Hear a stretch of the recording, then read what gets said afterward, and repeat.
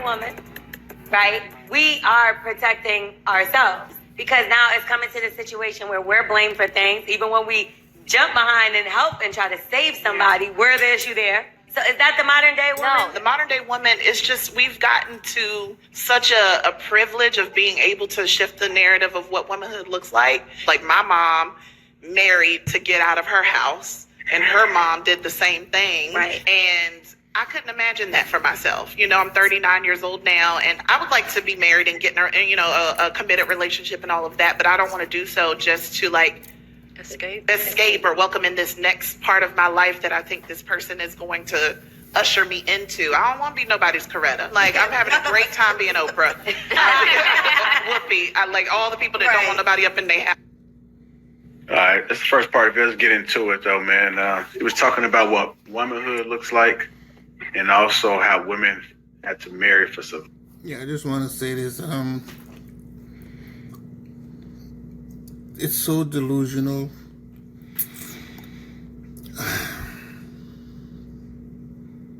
That how, speaking on the black side of it, it's so delusional how black women so strongly believe that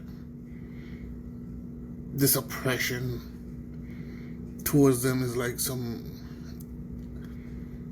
like we did it to them. They didn't even have it. All black people, men and women, had oppression towards them. The man just had to move in his environment, and so should the woman had to move in her environment. But for some reason,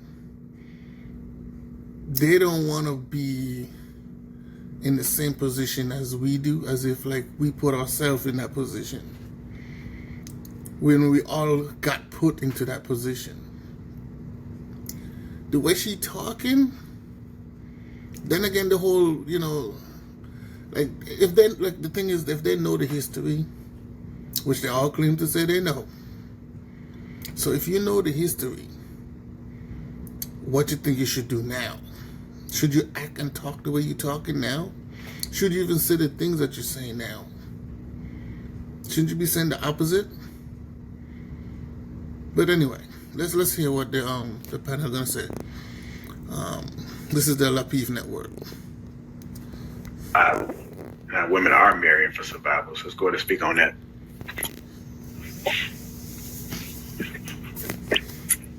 Let's start with that. Go ahead, Sweeney, start the conversation. Since you don't want to talk about anything else, go ahead. Let's go in the Sweeney world. Let's slide down the slide and talk about whatever you want to talk about, Sweeney. Don't be like that, Marcus, bro. Y'all know, man. Come on, man. That shit just got ridiculous. We all know it. Like, this chick said she don't want no damn kids. She don't want no goddamn kids. My point wasn't about kids, though. I know, bro. I know. Prioritization of love, life, open.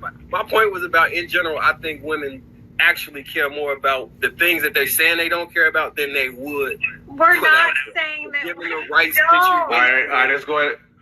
Want the effects of Viagra, but faster? Meet Rose Sparks.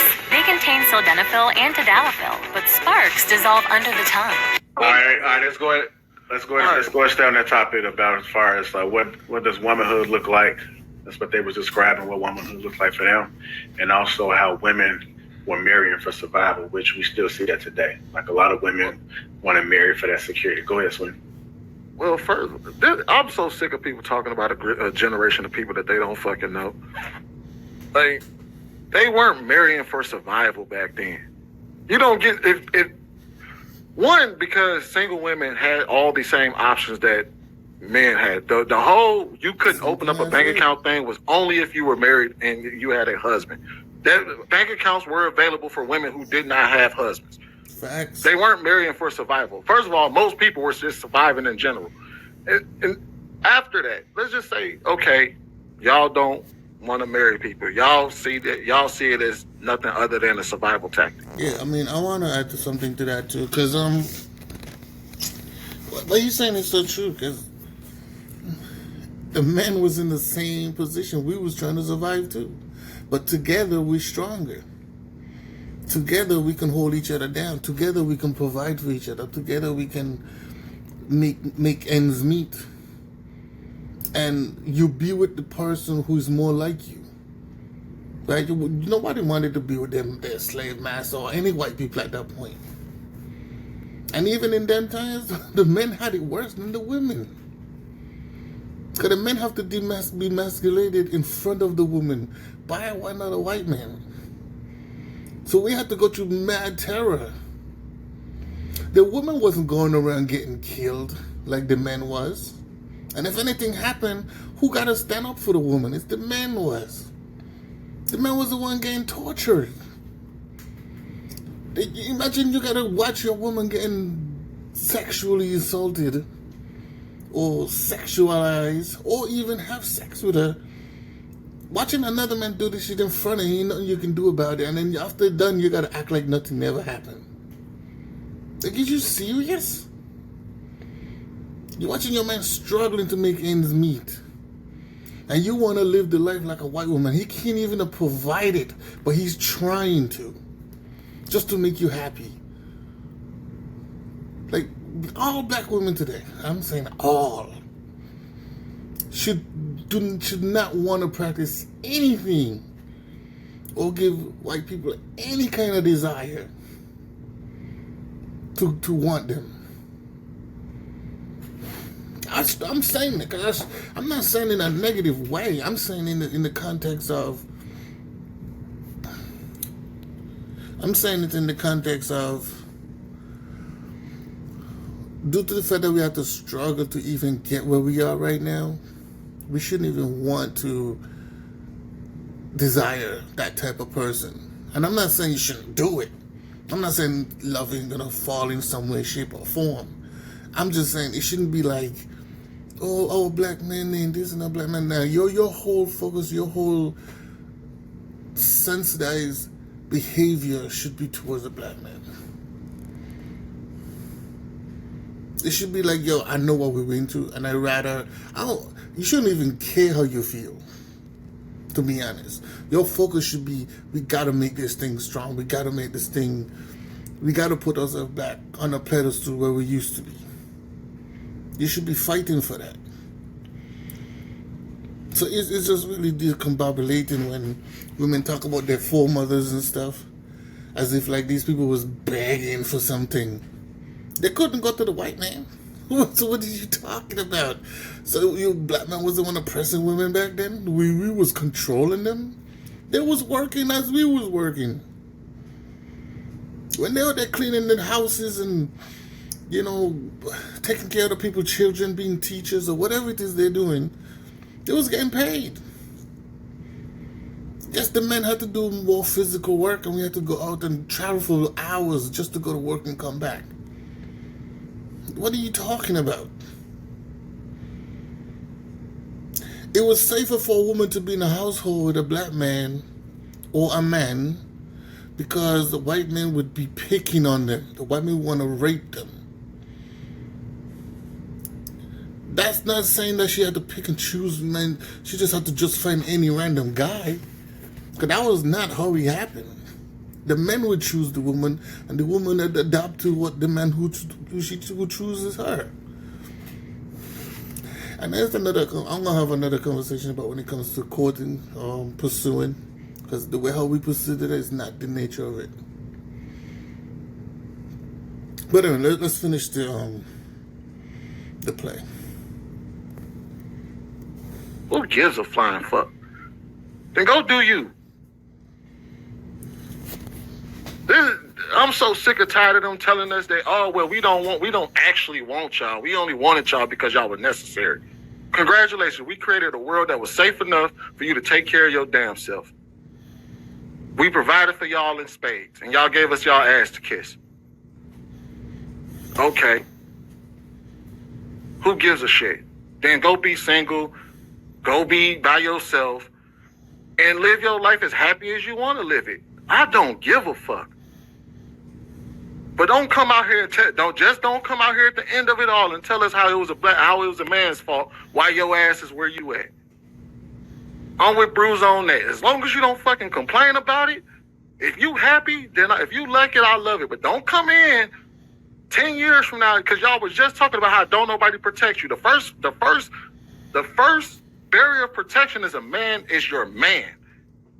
And since you're saying that you choose, we don't owe you that. Just like you just told us, you don't owe us shit. You chose your career. You chose your life. You said fuck marriage because we only did that shit out of survival. Fair. Then leave us the fuck out of it when you have a problem in your life. Don't come running to us then. And don't blame us for the shit that goes on in your life. Be happy on your own, just like you just said. And another important thing, don't get mad when you end up in situations where you don't have protection and something bad happens. That's the consequences that come with that. You want somebody to protect you. A lot of these guys that you don't belong to, or they haven't wiped you, or you're not their baby mama or sister, or they're not your father. A lot of those guys that's outside of that is not going to be compelled to protect you when shit happens. Now you might have some guys that are very noble that will put their life on the line, but in most cases, these guys is not protecting these women these days. So you got to understand the situation you're putting yourself in, moving like that. And as long as, like he said, as long as you're okay with it, just don't complain. I think like a lot of this conversation, they're speaking from their own perspective on what it means to be a woman nowadays, right? I don't think that's something across the board. I feel like her talking about her experience and how her parents decided to move on for marriage doesn't apply to most women. I don't think so. Unless you grew up in that particular culture where they would marry their girls off. My parents, my mom got married because she loved the person. My grandmother got married to my grandfather because she loved the person. So I view marriage and relationships a totally different way than they would. But I agree with Sweeney, though. If that's the life that they decide to lead, then later on they can't complain about it. Like she stated, she's 39 and she would like to have a partner, but the way that she is presenting the idea of being with her, it doesn't seem that welcoming, right? I don't see men lining up necessarily to be her stedman, if she is even at the caliber of Oprah, because that's what her pantry too full. That's why niggas ain't lining up. Darren, I wasn't even going to go there. We're not going to do that. We're not going to do I'm that. being real. There are people out there that love them thick women. There are men out there that love that. It's people for everybody. But I feel like they're talking about their. All right, this I want to say something on this section right here. You know, I'm a big dude myself, so I know if I want to get a specific type of girl, I know I'm not gonna get her based on how I look, unless I have a lot of money. You know, if I got money, then that's a different conversation. And I still might not get the one I want, but I will get one similar to her, because you know, women chase money. But the thing about what women need to do is, and yes, there's dudes out there who like big girls, but what other women need to do is stop comfortizing women, because she wouldn't pick that type of, she wouldn't pick a big fat guy to be with herself. You know what I'm saying? So stop, men don't do that. We don't comfortize big dudes and be like, hey, yo, dude, you could get any girl you want. No. What we're going to say, nah, bro, you got to get your shit together. You got to get yourself in shape. Unless you want to make a lot of money, but then if you get a girl, she ain't going to really be with you. She'll be with you for your money. But if you want a girl to really, respect you and desire you in a physical way, you got to get yourself together. Not just because of that, but also to be in a healthy position for yourself. You know what I'm saying? But women need to stop comfortizing women that's out of shape. And instead of those women go for the guys who want big girls, they want to go for the guys that don't want big girls. And then they get mad when the dude tell you, you're too fat. You're not my type. Or you're not, you're over my comfort zone. You know what I'm saying? Women need to stop making women feel comfortable in that seat, because it's not going to happen. Because the results they're getting is not what's going to happen. And then they want to shame the men for telling them that you're not going to get the man that you deserve, because that's not what men are looking for. Or the man you're looking for is not going to want you. The truth is truth. You know what I mean? So we need to stop, be honest with yourself. Once we start being honest with ourselves and with our friends and whoever, Like, shit, my friends tell me right now, dude, you need to get your shit together. Nah, bro. You need to get your shit together for real. And they let me know that till the day I start, till I succeed. You know what I mean? They're not gonna sugarcoat and make me feel good. They're gonna let me know what it is. So we need to stop. As on the woman's side of it, y'all need to stop that. And this is why things ain't gonna never change. But anyway, let's carry on. Specific, you know, perception of life. And I really hate when they say the modern women nowadays, and then they group us all into this one thing, this one little box, that no woman wants to have this type of lifestyle anymore, when that's not true. So I really don't agree. Well, her pantry wasn't, and I'm not going to say the other word. If her pantry wasn't as full as it is, the chances of her being single and having to have a conversation about not being married would be drastically decreased. That's not true, Darwin, because the other women that's on the panel are probably single as well, and they look quite fit. So it's a mentality more than it's a physical. Drastically decreased. I didn't say that she was guaranteed to have a husband. I'm just saying the chances of her going this long without would be decreased. You ever seen 600-Pound Life? My 600-Pound Life? The fact that they got a TV show that says 600-pound wife proves Life. my point. No, not wife. Or 600-pound life proves Yeah. my point. No, it doesn't The fact prove the they gotta point. have My that point proves is, Darwin, I'm just saying it's most of the women that are on there are married. So that's not the main factor. Like a lot of men try to push that weight's going to keep you from finding. I'm going to respond to that part right there. These women, these 600-pound, the TV show, those women that's on there, and the men, because it's men too. And most of the big 600-pound men are single, to be honest. Most of them are single. But the 600-pound women, they got a man, or a family member, or a boyfriend. But most of those people, they've been there with them while they got that big. They was there from the start. They didn't just meet them that way. Most of the cases. So she need to ring check that, because I've watched the show a few times. The majority of the relationships, the guy been there when she was much smaller, and they both got big together, or he might lose weight, but she didn't. That's how that works. That's how that end up in the situation that they end up in. So she used it as an example. She needed, yeah, that's not a good example. But that's not true. People are out there that also want different type of body types. I don't think that's the thing. I think it's more so a mentality. Are you saying the woman that's 600 pounds have the same dating influence, or she can get the same amount of guys or whatever, or attraction in the dating market as a woman who's well within her weight, or body, or health? I'm saying that she can find a companion just like anybody else can find a companion. Her lack of companionship doesn't go with her. I wasn't saying that she can't find somebody just like anybody else. My argument is that the degree of difficulty, she has a degree of difficulty because of her mass. You don't agree with that? No.